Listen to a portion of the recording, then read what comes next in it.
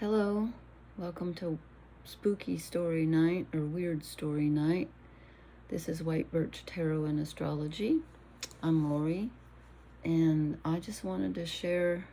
I think I might share two stories because they're short, kind of, but I enjoy thinking about them. I like it when weird things happen. It makes me feel like, I don't know, like there's something in control or something, whatever.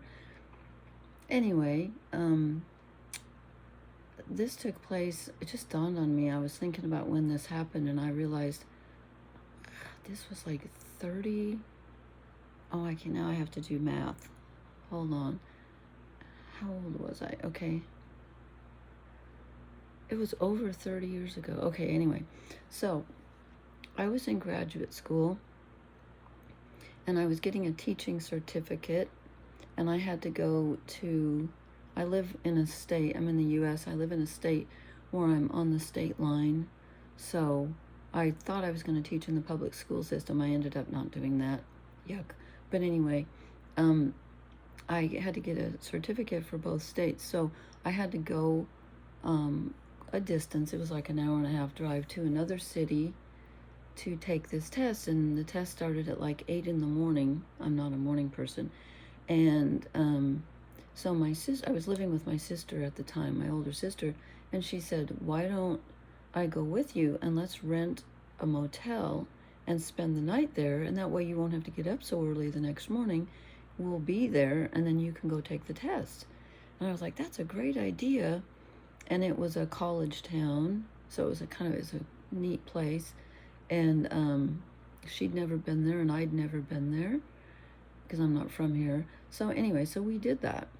So we go to this town, and it was very lovely. It's very hilly around here. And we were walking we went to the university. We're walking around the grounds. It was gorgeous. And we walked off into this neighborhood, and there were these really old houses. I love old houses.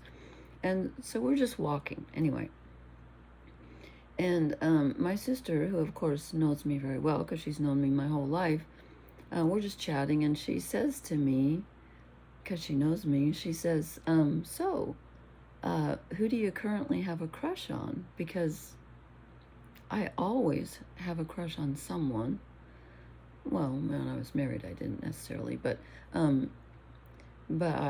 pretty much always do.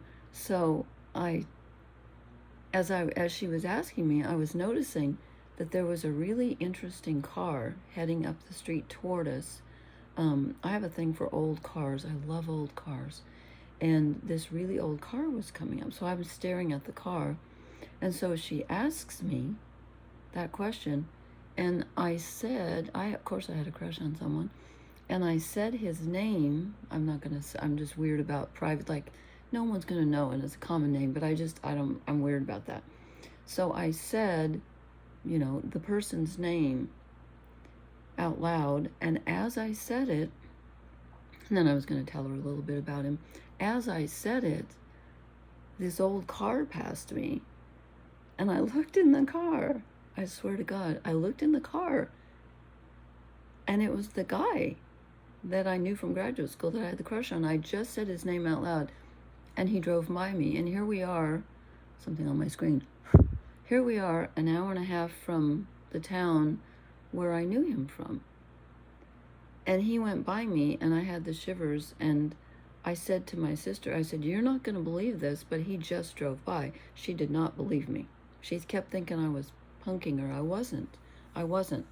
So anyway, so we went for our walk, and then we went downtown because it was dinner time, and we're walking down these streets. And again, neither of us had ever been to this town, small city, and we're trying to decide where to eat. We don't have any idea. And there's I can't think of what you call them now. What do you call those things? It's like a triangular sign thing, that stands up on the sidewalk that advertises. Do they even do that anymore?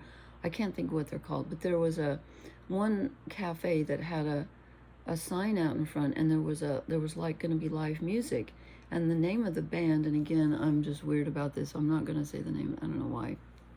But the name of the band was very interesting. And so I said, let's eat here because I love live music and that sounds like a really interesting band. And she goes, okay. So we go in and we sit down. The food was dreadful. It was dreadful. But we sit down and we order. And then these guys start coming out of kind of the back of the restaurant with guitars and stuff. And it's the band, right?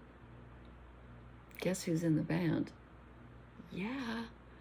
The guy that I saw driving by that I had the crush on I did not know him that well. He sat next to me in one of my classes and we chatted, but I didn't know anything about his personal life.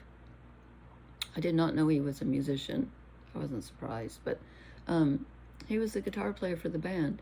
And so I said to my sister, I said, you know that guy that drove by that you didn't believe me that he was really there? And she said, yeah. I said, that's him right there. It was. Is that weird? Does this happen to everybody? I have this happen to me all the time. I just thought that was really funny. And the other one, another quick one that I thought was really interesting was, it was probably about a year later after that. About a year later, I had graduated, and I was looking for a job, and it was very difficult to find one. I'd been working crap jobs, just, don't get a master's degree in English, because why, Anyway, I was looking for a job, and I found this website. There was a community college in the city, and I lived out in the suburbs with my sister. Anyway, so I saw this website, and it was a college, and I thought, oh, I'd love to work at a college because I had taught at a college before. And so I saw this job listed in a learning center, and it was called a learning specialist. Anyway, I read the description of it, and I thought, that's my job. That is my job. This is perfect for me. So then I looked at the submission date, and it closed in like an hour. I had like 1 hour. You had to fill out an online thing, and I had 1 hour to fill it out.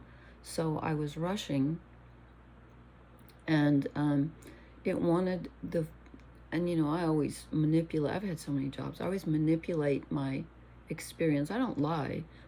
Okay, I did once. I forgot. Well, I had to. It's a long story, but I had to. I only have one hand, and I faced such job discrimination that one time I was so desperate, I lied, and I went for a job interview. They were looking for waitresses, and I lied and said I'd been one, and I had never been one.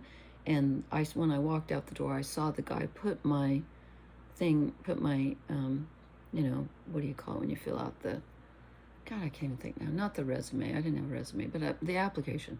He put it at the bottom of the pile. Anyway, I did get the job, but it's a long story. I'll tell some other time. I didn't get it then. It was like a month later, a woman called me because she didn't know. And then she tried to scoop me out the door when she saw me, but I won in the end. And I was a really good waitress. In fact, well, now I'm on that story, so I'll just tell you that this woman tried to unhire. She hired me over the phone. When I walked in and she saw I only had one hand, she tried to unhire me. And I shamed her into hiring me. And I said, I will work for you for 3 weeks with no pay, just to show you that I'm a good waitress. And again, I'd never done it. I had no idea if I could do it, but I was desperate. So I think she felt ashamed. She lied and said, oh, some girl that used to work here came in or called me right after I talked to you, and I tried to get a hold of you, but you'd already left, so I don't need you anymore, whatever. So anyway, I could tell she felt ashamed, and so she said, okay, well, you can work here, but I'll call that other woman and tell her we don't need her. She was lying, I knew, but that's okay. Anyway, she came up to me after I'd worked there for about a month. I had a lot to learn. But anyway, she said, you know what? She said, I really learned something from you. She said, this is making me I'm all crying. She said, you are the best waitress I have ever had the pleasure of working with. And I will never again judge someone based on their appearance. And I thought, yeah, good. good for you and good for me.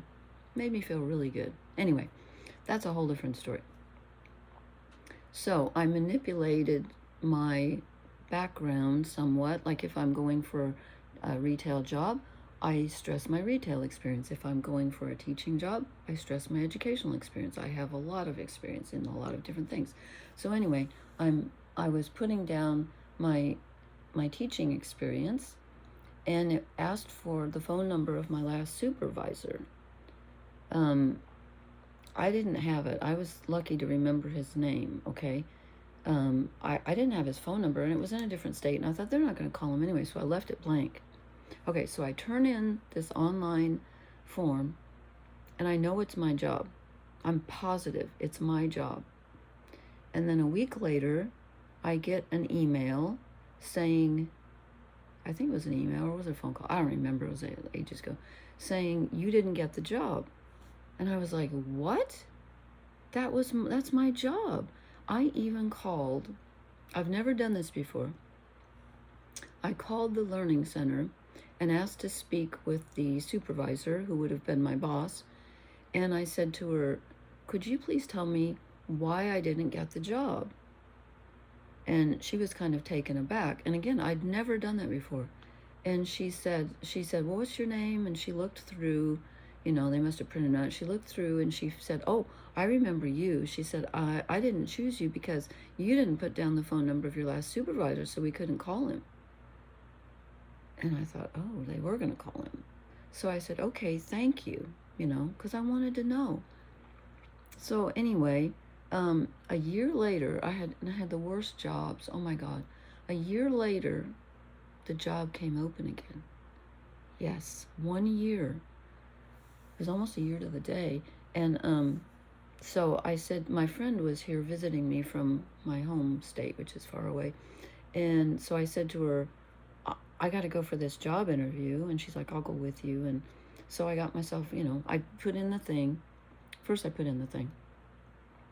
And they called me and they said, we want you to come and interview. And I was like, yes.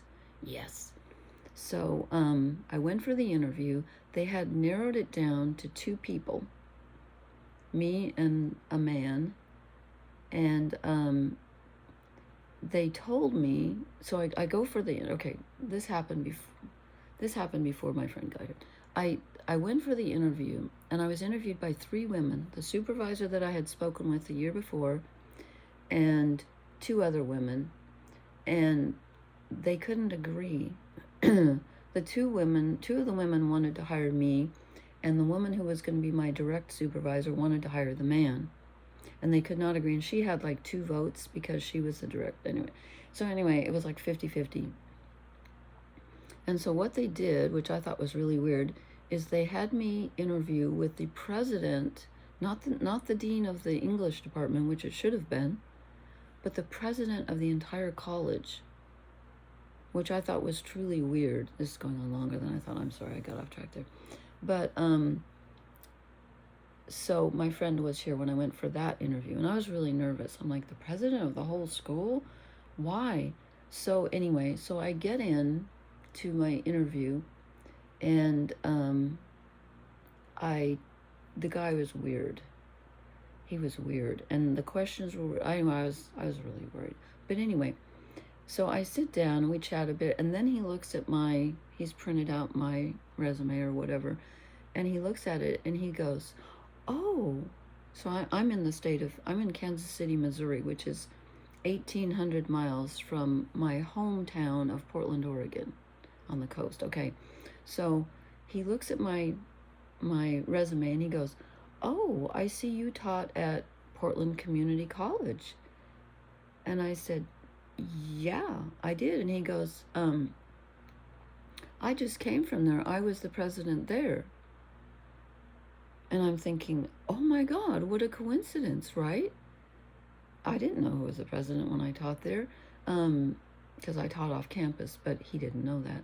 But my boss was there were 2 main campuses, and then we taught in high schools, night classes for immigrants and refugees. And anyway, so he says to me, he looks me in the eyes and he goes, what campus did you teach at? Well, technically I didn't teach on campus, but again, my boss was at a campus. I was hired. And I knew that the answer was important to him because he was an African American man. He was a black man.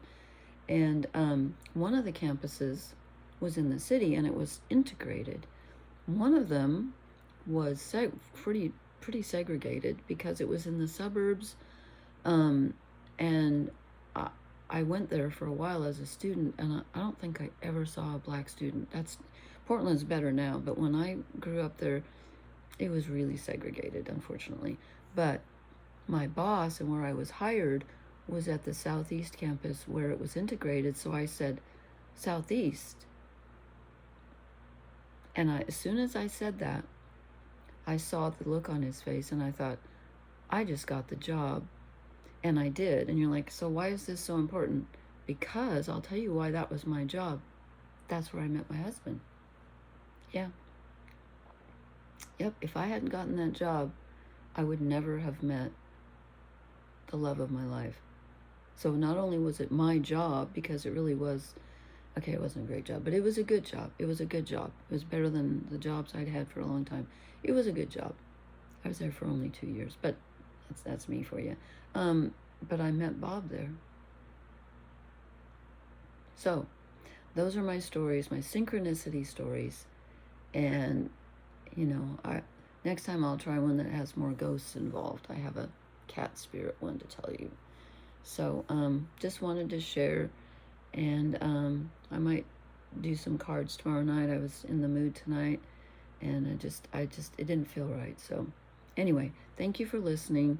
And I will talk to you later. I appreciate you being here. And if you have any stories to share with me, I'd love to. I'll leave my email address. And again, I will never share them with anyone unless you tell me I can. But I love to hear people's stories. So thanks. Good night.